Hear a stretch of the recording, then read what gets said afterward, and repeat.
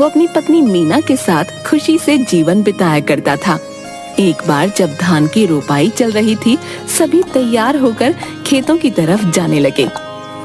मैं जा रहा हूँ खेत पर, तुम बाद में आ जाना खाना लेके, और भाग्यवान जरा लस्सी भी लेती आना थोड़ा सा। ठीक है, आप जाइए, मैं ले आऊंगी।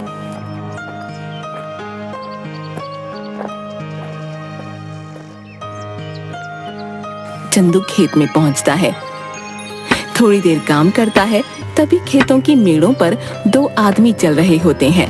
उनमें से एक आदमी छाता लेकर चल रहा होता है, जमींदार करोड़ीमल और उनका मुंशी बाबूलाल। साहब, यह है चंदू, सुना है इसकी फसल बहुत अच्छी निकलती है। इस बार 8 बोरी चावल के लिए इसे बोल देते हैं। करीब है, 2 पैसा कमा लेगा तो दुआ ही देगा। ठीक है बाबूलाल, जाके इसे बता दो। जी मालिक। अरे ओ चंदू, सुन तो। क्या बात है बाबूलाल भाई? जमींदार साहब तुझसे मिलना चाहते हैं। मुझसे मिलना चाहते हैं? क्यों? अरे वो तेरी फसल खरीदना चाहते हैं, जा जल्दी जा। जी जमींदार साहब। आओ चंदू आओ, सुना है तुम्हारी फसल बहुत अच्छी होती है। क्या इस बार की फसल तुम हमें बेचना चाहोगे? बाजार के दाम से अच्छा दाम दे दूंगा। ये तो हमारे लिए खुशी की बात है साहब। तो फिर ठीक है, जिस दिन फसल ठीक से तैयार हो जाएगी हमें बता देना, हम आदमियों को भिजवा देंगे। तुम्हारी फसल काटने में वो सब तुम्हारी मदद करेंगे और तुम्हारे घर पर पैसे भिजवा देंगे। उसके बाद जमींदार चला जाता है। चंदू फिर से खेत में वापस आकर काम करने लगता है। थोड़ी देर बाद मीना वहाँ आ जाती है। सुनिए जी, आ जाइए, आपके लिए खाना लेकर आई हूँ, और हाँ, साथ में लस्सी भी लाई हूँ। आता हूँ। इसके बाद चंदू मीना के पास पहुँच जाता है। लाओ लाओ, बड़ी भूख लगी है। लीजिए। मीना, जमींदार जी आए थे, जानती हो उन्होंने क्या कहा? क्या कहा?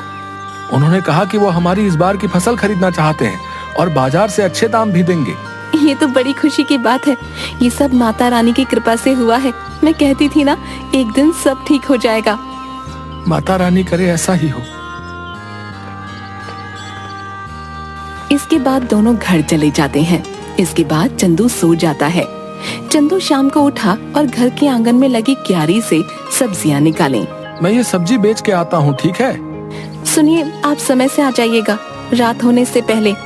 ठीक है। उसके बाद मंडी में सब्जियां बेचकर वापस आते वक्त एक मछली के ठेले के पास।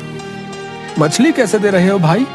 भाई चंदू सुनो, तुम ये दोनों ले जाओ 100 रुपए में, मुझे जरा जल्दी घर जाना है। ये लो भाई 100 रुपए। आज मीना को कहूंगा मछली के गर्मा गर्म पकौड़े खिला दे। चंदू घर पहुंचा। अरे ओ मीना, कहाँ हो? ये लो मछली, आज पकौड़े खाने का दिल कर रहा है, जरा बना दो। जी हाँ ठीक है, लेकिन पहले आप हाथ मुंह धो लीजिए। इसके बाद मीना मछली पकाने लग गई। अरे वाह, तुम्हारा कोई जवाब नहीं। आहा, क्या पकौड़े बनाए हैं, वाह वाह वाह। इसी तरह कई महीने बीत गए।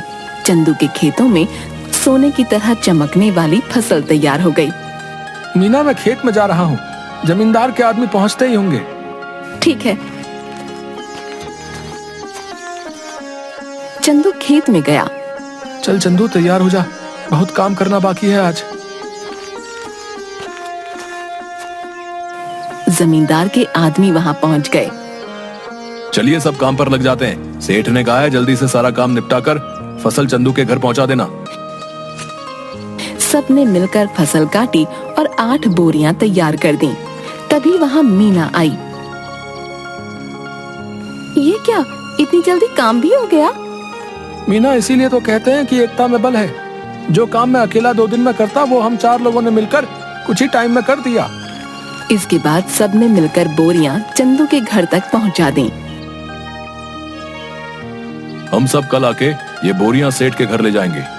चलिए हम चलते हैं। चलो, आज का काम भी खत्म हुआ, बस अब कल का इंतजार है। उसने सारी बोरियां घर में रख दी। तभी आधी रात को चंदू के घर के बाहर कुछ चोर बात करते हुए। सुनो सबके सब, ध्यान से घुसना। अगर हम खाली हाथ लौटे तो सरदार हमें छोड़ेंगे नहीं। सब धीरे धीरे चंदू के घर से सारी बोरियां चुरा कर ले गए। अगली सुबह चंदू की बीवी, सुनिए जी, उठिए ना, देखिए क्या हो गया। क्या हो गया? चंदू उठिए, उठिए ना। क्या बात है भाग्यवान, ऐसा क्या हो गया जो तुमने सारा घर सर पर उठा लिया है? गोदाम से सारी बोरियां चोरी हो गई हैं। क्या चोरी? कहाँ पे? गोदाम में आइए और खुद ही देख लीजिए। हे भगवान, ये क्या हो गया? जमींदार जी के आदमी कभी भी आ सकते हैं। माता रानी, मैंने किसी के साथ कुछ बुरा नहीं किया, फिर भी मेरे साथ ही क्यों? चंदू घर की सीढ़ियों पर बैठ जाता है। चंदू की आंखों से आंसू आ रहे थे। तभी वहां जमींदार के आदमी आ गए। अरे भाई चंदू, बोरियां तैयार है ना? नहीं भाई, कल रात को ही किसी ने अनाज की बोरियां चोरी कर ली हैं। ये क्या कह रहे हैं भाई? जमींदार जी कहीं गुस्सा ना हो जाए। तुम तो उनका गुस्सा जानते हो ना। चलो उनसे बात तो करनी ही पड़ेगी। चलो अब। चंदू बाबूलाल के साथ जमींदार के घर गया। क्या चंदू, तुम सब खाली हाथ क्यों आ रहे हो? जमींदार जी, कल रात को हमारे घर में चोरी हो गई।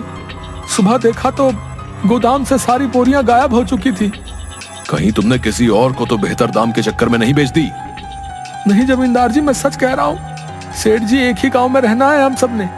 भला झूठ बोल के कितने दिन बच पाऊंगा?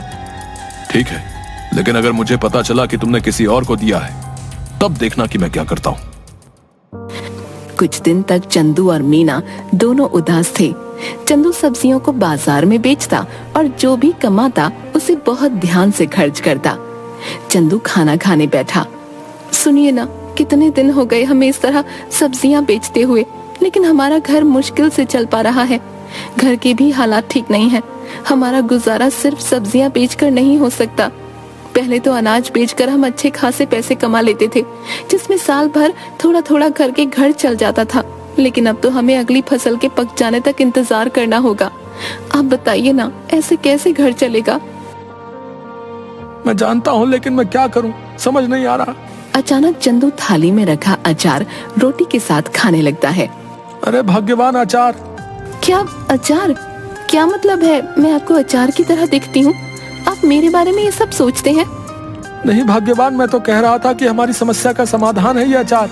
कैसे? मेरी बात सुनो ध्यान से। तुम अचार बनाना और मैं अचार लोगों के घर जाके बेचूंगा। पहले हम लोगों का अचार का स्वाद चखाएंगे, उन्हें पसंद आया तो वो खरीद लेंगे। अगर पसंद नहीं आया तो? अरे कैसे नहीं आएगा? मेरी मीना ने जो बनाया है, अंग्रेजी में क्या कहते हैं, फंटास्टिक अचार बनाती हो तुम। है आपने अंग्रेजी कब सीखी? तुम मुझे कम मत समझो। What are you doing? I am very well। देखा? आप तो बड़ी अच्छी अंग्रेजी बोल लेते हैं। दोनों हंसने लगते हैं। इसके बाद मीना अचार बनाने लगी और मीना ने अचार डिब्बों में पैक कर दिया और चंदू चल पड़ा साइकिल लेके। चंदू एक घर पर जाकर रुका। घर पे कोई है भाई? अरे चंदू भैया, आप यहाँ कैसे? ये क्या ले आए? अचार बेचने का काम शुरू किया है, इसीलिए घर घर जाके बेच रहा हूँ। अचार खरीदना चाहेंगी? जरूर, जरा चखाना तो भैया। औरत ने अचार चखा तो उसे बड़ा पसंद आया। भैया ऐसा करो, 1 किलो दे दो। कितना हुआ? 150 रुपए में। ठीक है भैया, अभी पैसे लेकर आती हूँ। चलता हूँ बहन। ऐसे करते करते चंदू दूसरे घर गया। रमेश भैया घर पे हो? अरे चंदू, तू कैसा है भाई? और कैसा चल रहा है सब? उस चोरी के बारे में सुनकर बहुत बुरा लगा यार जान के।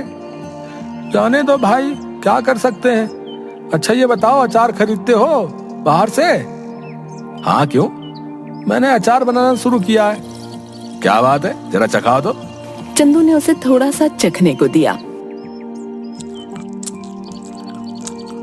अरे वाह, किसने बनाया? मीना ने। भाभी को कहना बहुत अच्छा अचार बनाती हैं, बड़ा ही कमाल का। बताओ भाई, खरीदोगे? हाँ भाई, क्यों नहीं, दूसरों से भी तो खरीदता ही हूँ, इससे अच्छा तुमसे ना खरीद लूं। ये बताओ कितने में बेच रहे हो?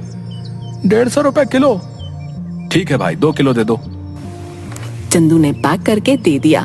धीरे धीरे उसका सारा अचार बिक गया।